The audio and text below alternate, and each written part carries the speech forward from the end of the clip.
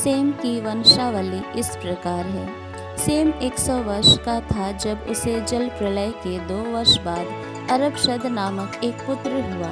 अरफशद के जन्म के बाद सेम 500 वर्ष और जीता रहा तथा उसे और पुत्र तथा पुत्रियां हुईं।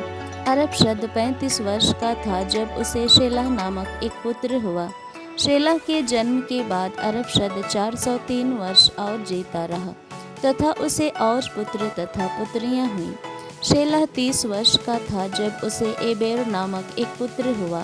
एबेर के जन्म के बाद शेलह 403 वर्ष और जीता रहा तथा उसे और पुत्र तथा पुत्रियां हुईं। एबेर 34 वर्ष का था जब उसे पेलेग नामक एक पुत्र हुआ।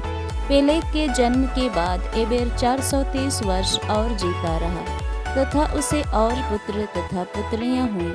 पेलेग 30 वर्ष का था जब उसे रऊ नामक एक पुत्र हुआ।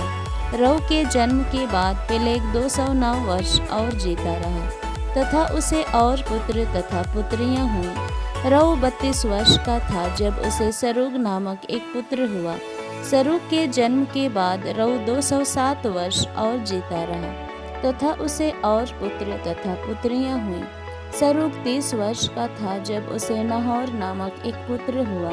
नहोर के जन्म के बाद सरूग 200 वर्ष और जीता रहा तथा उसे और पुत्र तथा पुत्रियां हुईं। नहोर 29 वर्ष का था जब उसे तेरह नामक एक पुत्र हुआ। तेरह के जन्म के बाद नहोर 119 वर्ष और जीता रहा तथा उसे और पुत्र तथा पुत्रियां हुईं। तेरह 70 वर्ष का था जब उसे अब्राम, नहोर और हारान नामक पुत्र हुए। Praise the Lord.